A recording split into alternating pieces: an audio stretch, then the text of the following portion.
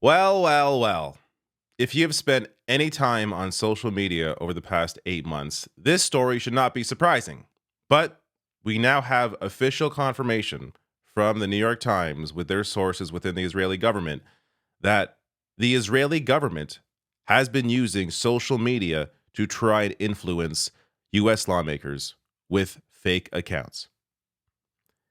This is the stuff that Russia got criticized for.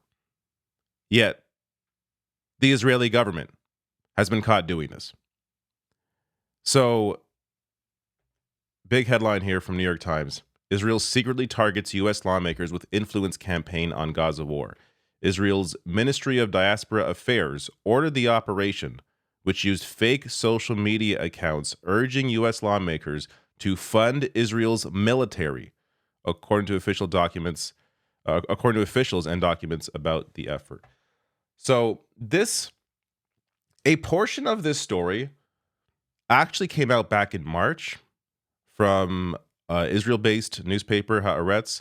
Israeli influence operation targets U.S. lawmakers on Hamas UNRWA. Now, this is sort of the first part of the story because there is a little more that was discovered by the New York Times, but this didn't make much of a splash. I got to admit, I didn't see this story when it hit. There was, a lot of news happening concerning Gaza and Israel over the past 8 months, so it was easy to miss things. But this didn't make the splash that I thought it would have made, maybe because it was only Haaretz reporting this. But this was shared by Elamin on Twitter. This is part of the Haaretz investigation. So they discovered that there were three, and this is going to come up later on in the New York Times piece, three fake websites, essentially, that were pro-Israel sites that were repurposing, CNN articles, New York Times articles, but only discussing the pro-Israel portion of those articles. And essentially they created three websites out of this to share on Twitter, to share on Facebook, to share on Instagram, and to prop up to these U.S. lawmakers. And this is in addition to, of course, the fake accounts. So over 2,000 posts on topics surrounding what was going on, 43,700 followers on Facebook, Twitter, and Instagram. And again, this is at the time back in March. And this campaign, by the way, is still going on, at least on Twitter.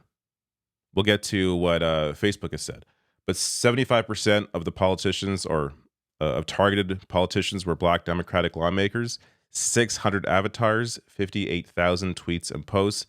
And you can see some of the fake, profile pictures here. This is I believe, a famous actress. So just these fake accounts to try and push this pro Israel propaganda.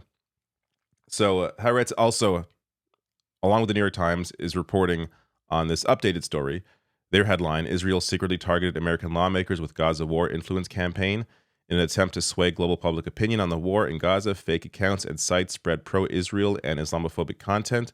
The operation was orchestrated by Israel's Diaspora Affairs Ministry and run by a political campaigning firm.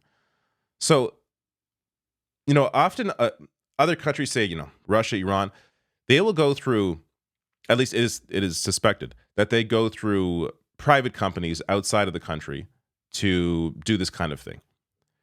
This is within the government of Israel, where this was orchestrated. And they hired a third-party firm called Stoic to administer these fake accounts and these fake sites. So they put $2 million toward it. As I said, they hired Stoic. This is a political marketing firm in Tel Aviv. And the campaign began in October and remains active at least on Twitter. At its peak, it used hundreds of fake accounts that posed as real Americans on X, Facebook, and Instagram to post pro-Israel comments. The accounts focused, as I said, on U.S. lawmakers, and with posts urging them to continue funding the Israeli military. ChatGPT was used to power a lot of the fake messages, including the campaign that also created three fake English language news sites. Now, as shared here on Twitter, this is, again, the point I made earlier, but so Russia does this and we get around-the-clock news coverage. Outrage from Dems, impeachment hearings, and so much more. Israel does it, and at most people get this New York Times article, a bunch of their fake accounts defending the actions, and probably nothing else. I would hope that we're going to hear more about this.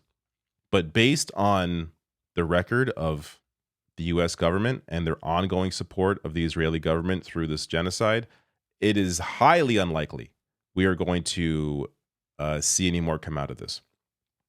So some of the fictional accounts they pose as American students, concerned citizens, and local constituents. In at least 2 instances, accounts with profile photos of black men posted about being a middle-aged Jewish woman. On 118 posts in which the fake accounts shared pro-Israel articles, the same sentence appeared, quote, "I gotta reevaluate my opinions due to this new information." So I think it's fair to question, and they question in this piece as well, how effective this really was.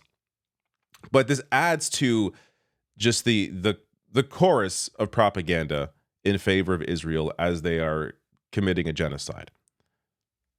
Whether the impact is on the lawmakers is unclear, but there is a greater impact when it comes to the way a lot of these articles and just discussions around this issue are framed, and the impact that these sorts of accounts can have on, even journalists when discussing these issues and discussing, how there's conflicting opinions on this issue, when the reality is no, it is very much regardless of opinion, it is very clear what is going on.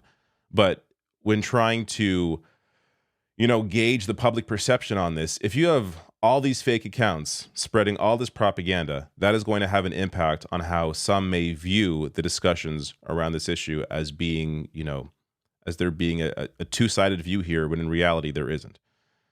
So going on to say here, so Meta, which of course is Facebook, they caught this. They have removed 510 Facebook accounts, 11 Facebook pages, and 32 Instagram accounts, and 1 Facebook group tied to it. OpenAI, which is also owned by Meta, said that Stoic created fictional personas and biographies meant to stand in for real people on social media services used in Israel, Canada, and the U.S. So it isn't just the U.S. Canada was also targeted here to post anti-Islamic messages, and many of the posts remain on X. X or Twitter is just the absolute worst in terms of all the social media run companies. It is the worst because it is Elon Musk now, and there is just no oversight. They don't care at all. When Elon Musk first came into Twitter, his big thing was, I'm going to get rid of the bots. I'm going to get rid of all the bots. When at the time, yes, there were bots, but it was nowhere near the problem that it is now. It is much worse now. And when you even have Meta, which I'm not going to, is not a company I'm going to defend in any circumstance. You have even Meta catching this and putting an end to it while X is sitting by. It just shows you how terrible Elon Musk and Twitter are. But I am very much looking forward to seeing if there is any fallout from this, if there's any further investigation, if there are going to be any hearings about this, because this is the kind of thing that other countries have done, and there has been a big uproar about it. But now that you have the Israeli government doing it, very clearly doing it, I would hope we're going to see some fallout from this.